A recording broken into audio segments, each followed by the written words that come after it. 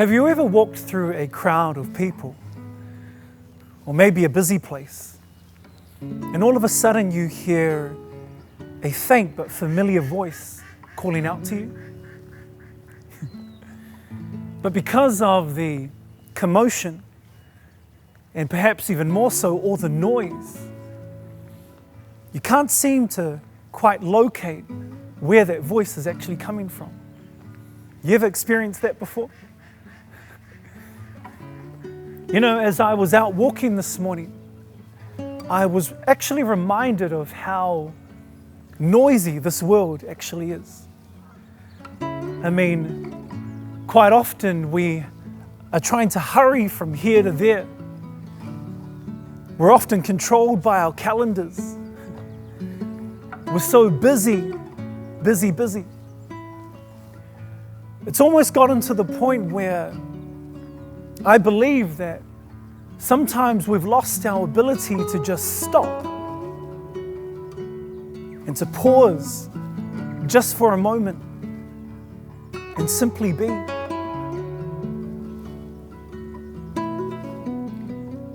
That's a fact.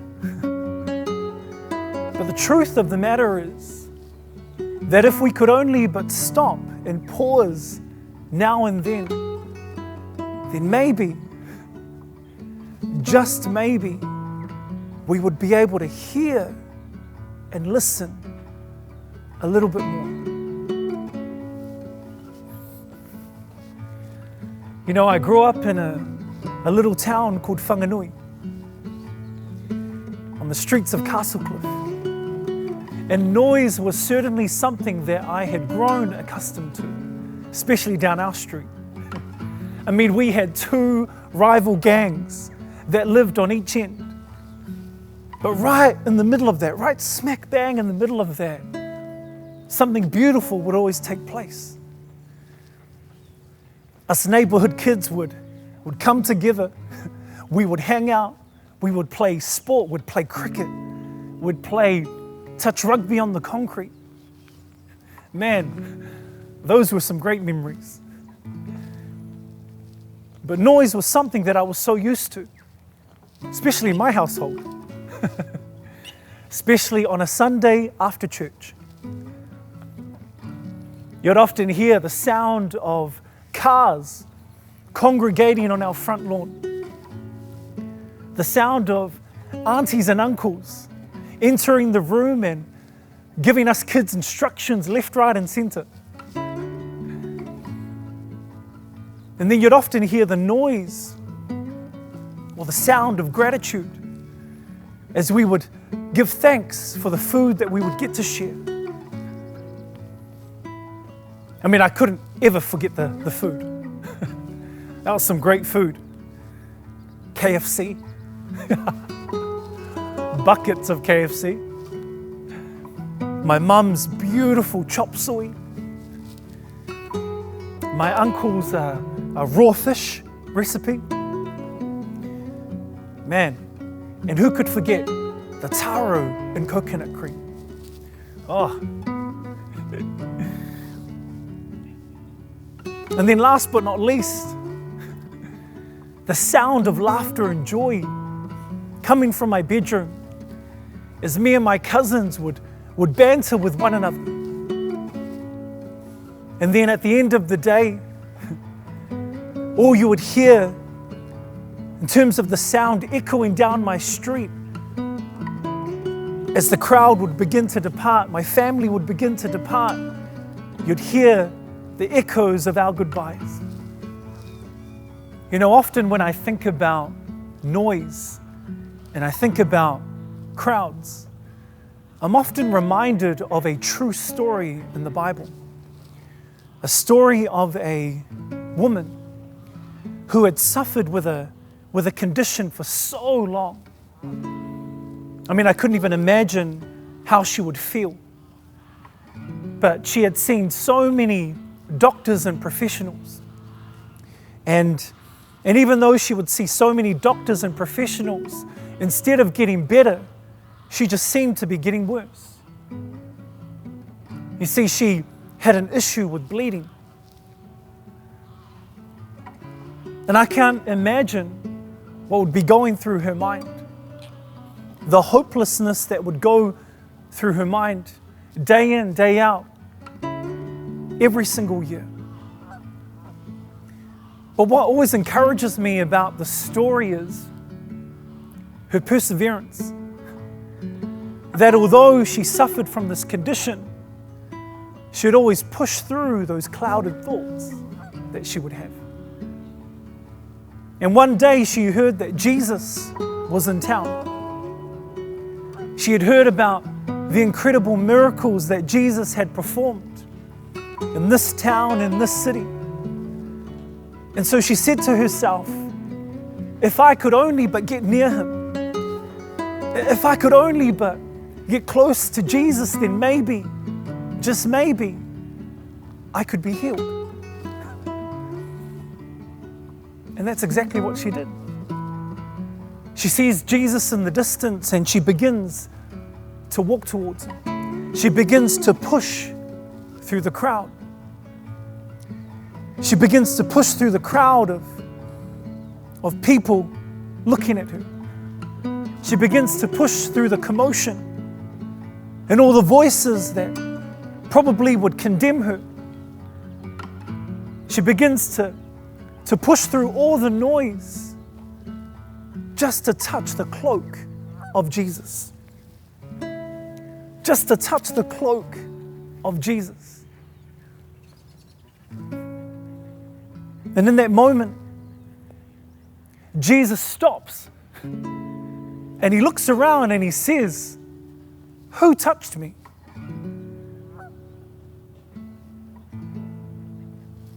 And then the disciples, they were puzzled. And they look at their friend and they say, "Jesus, you see that you are surrounded by a crowd, and yet you ask, 'Who touched me?'" And then you see the woman in that moment, knowing what happened to her. She comes out of the crowd and she kneels before Jesus. And she says, "It was me. It was I that touched you." And then Jesus, he looks upon her and he says these remarkable words. Remarkable words. He says, Go and be free." He says, Go and be free. It is because of your faith that you are healed. It is because of your faith that you are healed.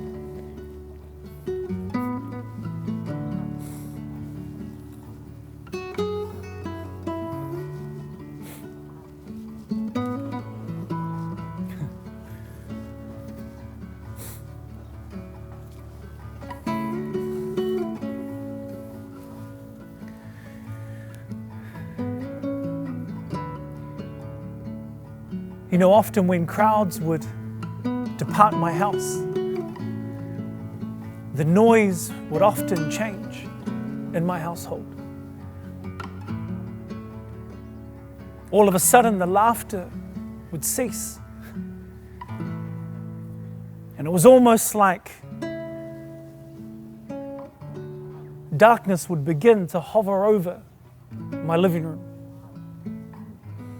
You know, and although I can honestly say that I love my Father with all my heart, it wasn't always that case growing up.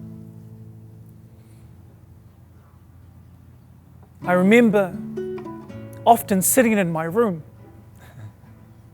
I tried to turn the stereo up just so that I couldn't hear the noise. But even as I would turn my stereo up, I could still hear the chaos that would take place in my own house. I would hear the sound of an angry man. I would hear the sound of alcohol bottles being opened and filling the living room floor. I would often hear the sound of shouting for no apparent reason,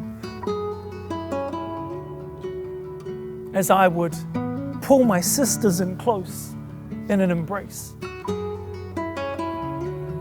And as you could imagine, my thoughts were always clouded, because all I could hear in those moments were the voices of hopelessness, the voices of pain, the voices of something that I had become so familiar with, voices that were unhealthy, voices where I just felt so alone.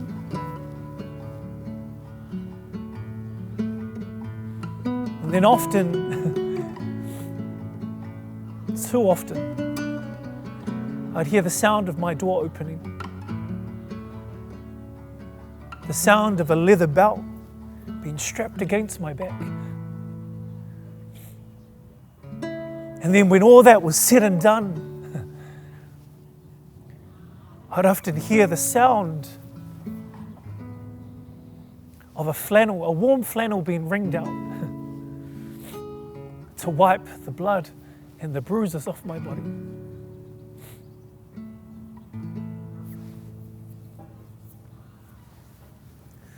It's so incredible that even in the midst of my own chaos and all the noise that I was so familiar with, I would always hear this faint sound,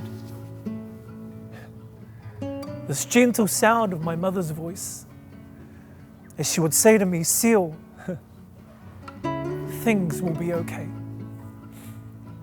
Things will be okay." And often I think back and I wonder, man, nowadays there are so many voices that contest, so many voices that can completely take us off our journey, simply take us off track. But just as my mother used to speak to me in those moments of chaos, I truly believe that our God is trying to get our attention so often.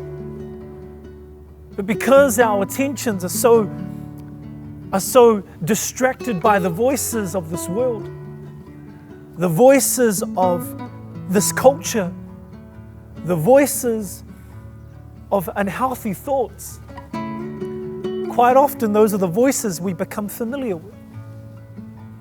And yet God is often saying, become familiar with my voice. Come on, son, daughter, become familiar with my voice. Because my voice is the voice of hope. My voice is the voice of peace. My voice is the voice of comfort. My voice is the voice of the hope that you need right here and right now. And that's often what brings me joy. Quite often when I think back, I thought, wow. And because of that, I was able to see a tomorrow. I was able to get up from where I was. I was able to get up from my slumber. And I was able to get right back on track, right where I needed to be.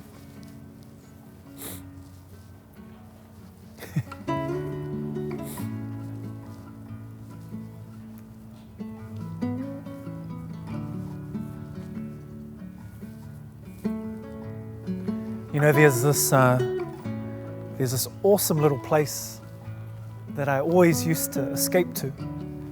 And, obviously back then I didn't have a vehicle or a car and to be able to get there. But I would always try and get to this place where I knew that I had some time to myself.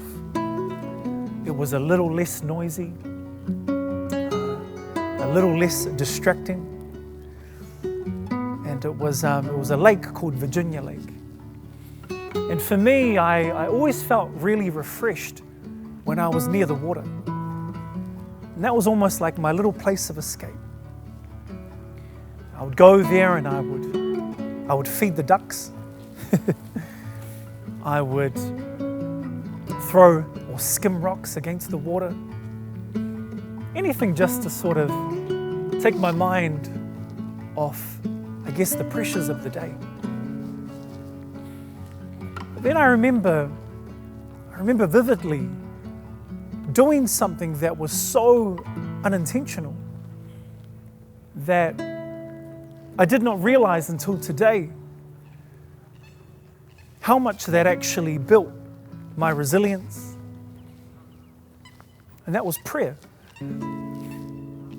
I used to go to the side of the lake. I used to look out into the distance and I used to just pray. I'd pray about anything. I'd pray about everything. I'd have a conversation with God. A conversation that I always thought was, one directional. And yet, I didn't realize that God was right there. But you see, one thing that I know that did for me was that I became so familiar with God's voice. It's truth. I became so familiar with the tone of His voice, with the nature and character of His voice. I became so familiar with the peace of His voice. So familiar that all the commotion and all that I was going through began to silence.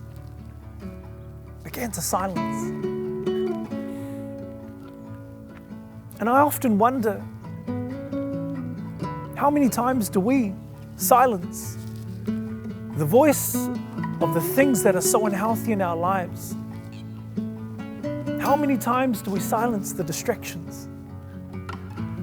How many times do we silence the voice of today's culture? How many times do we silence the voices and the thoughts that go through our heads? It's a good question to ask. I'm reminded of a time when Jesus, He had just finished healing multitudes of people. And then He told the disciples, man, because the crowds, they're beginning to push towards us. We're almost at the shoreline. Could you prepare a boat? He told the disciples to prepare a boat. But it was so intentional. Because you see, what Jesus was trying to show the disciples is that whether they realized it or not, they only had to have Him in the boat. They only needed to be in His presence, which is solitude. They only needed to be near Him. And they could find their peace and their freedom.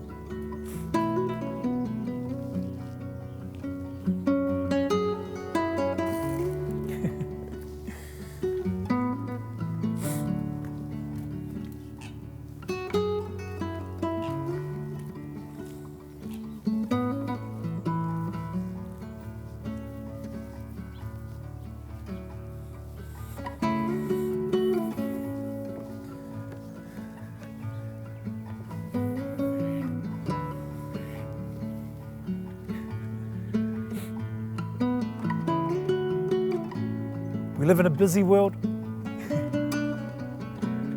a crowded world with so much noise. But we've got to learn to silence the noise that tries to overwhelm us. And that's the story of my life. I came to a point where I knew what I was burdened with. I knew what was heavy on me. And yet I had lost sight. I lost the voice that was so familiar to me all this time. When Jesus says, "Come to me, all who are weary and all who are burdened, and I will give you rest."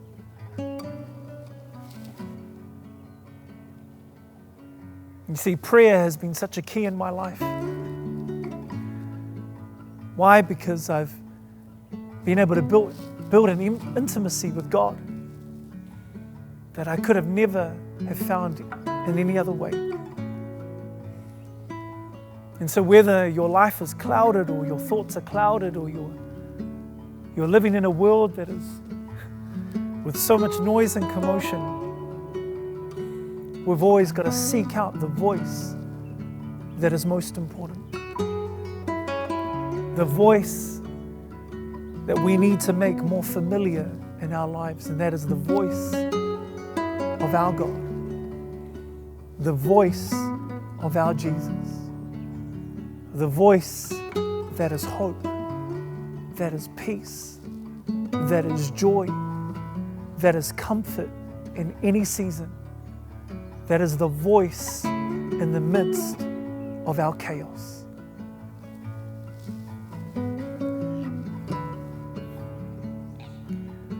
Next time you find yourself in a crowded place, can I encourage you? Seek God's voice.